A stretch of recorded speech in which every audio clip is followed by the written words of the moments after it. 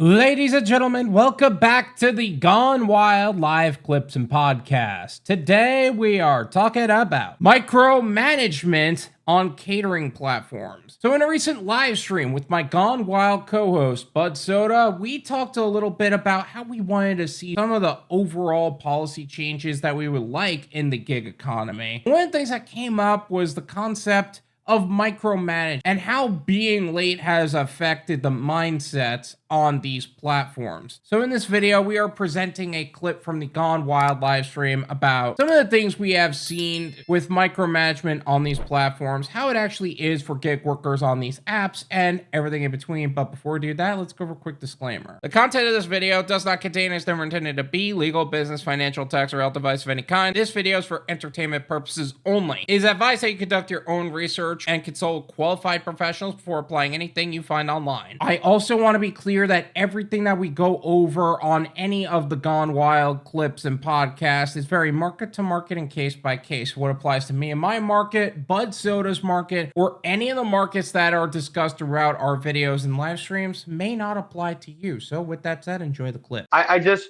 think it's a better deal. Like we're talking about transparency and like how they need to treat us fairly in impact context. It cannot be based on how many orders you take in out of what was offered. Exactly. Look, they got to base it on how many orders have you done and were you good at it or not.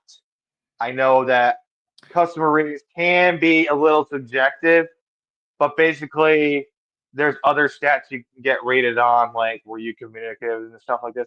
And even some of that I think is unfair because like you told them 3 times it's going to be this long of a wait and they want constant updates. It's like I told you 100 times what it's going to be. Now you see I clicked or slid or whatever the heck it is on whatever app to be on my way. Oh, here, you're driving down the highway. Let's text you right now and try to bother you. It's like not all, like I had a modern vehicle that was nice. I could just hit reply on my screen and voice it, but not all of us have modern stuff. So Yeah. you can't do that with your phone. They just passed an absolute no touch law in New York. Yeah. I hope that's not me doing that. I just saw you What? buffering again. I just saw you buffering again. I hope that's not me. But I think that I think it's just the length of the live stream. It's starting to do that. Because you did that earlier on my end. So what I'm gonna do is, yes, I do think that we do need to, like, there does need to be some sort of system to measure how much of a veteran driver you really are. I just don't know what that would look like. I feel like on time matters. Like, are you on time to get to certain catering orders?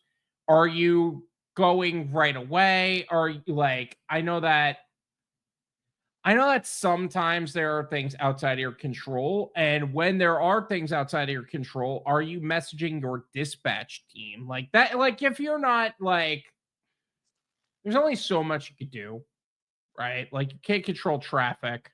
Like, you can't control so, when the drawbridge is going to go up. I may be so speaking yeah, from experience, or getting yeah, caught by a yeah, a couple train. times. But when So those events do happen, do you say, "Hey, got caught by this. I'll be X minutes late."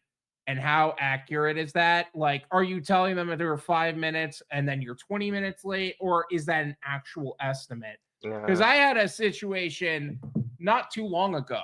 I think it was actually a couple days ago on Deliver That, and it was probably one of the most stressful drives I've ever had to take to the Boca Raton area. So much so that like, you know how so in some cars, like, it tells you how many miles per gallon your car is actually taking? It dropped it by 4 miles per gallon because drivers were being that fucking ridiculous. And first thing that happened, I that's a got big caught at a average drop. drawbridge. It's buffering on me. No, I said that's a lot to drop. Like 4 miles per gallon average. Average is a lot Mhm. to drop. Um, so I Because just wanted to people say, go ahead. because people were driving that slow and that ridiculously to where I am trying to just get around these people. People are walking in the middle of the road at green lights. I'm trying, like, people are going super slow in my lane and then just fast enough in the left lane next to me to where I have to like wait for them to pass by, but of course they're passing me by at as slow as possible. So I have to wait for them to do that. Then I bullet around them. Then I get hit by every red light possible. And during that whole time, I messaged Deliver That saying, "Hey, I'm going to be about 5 minutes late." Hit the highway. Go, like, people do not go at green lights here. People see the green, and people are on their phones the whole time. They do not have the no-touch law. We still do that. So I'm like, beep. And then everybody and their mother gets so uppity about it. Like, you're screeching so high that the sound ghosted out, Buds. Oh my god, that is so funny. Regardless, but I flag so I can relate that people will not pay attention to you. Yeah. And it's ridiculous because that's what ends up happening. And then they drive super slow. I go around them. I somehow, because I drove a questionable speed on the highway to where I cannot legally answer that. You were driving the speed limit as fast as you could. Yeah, driving the speed limit as fast as I could. Exactly. That's a great way to put it. So I got on location 6 minutes out. By the way, I was only 6 minutes late. Got there. You ready? They weren't done with the order yet. I still had to wait. Yeah. So you were on your way to it, not delivery. Yeah. And I messaged Deliver That, hey, they're not done yet. They're not done yet. It's not me that's holding it up. I literally cannot move. Hold on, it gets even better.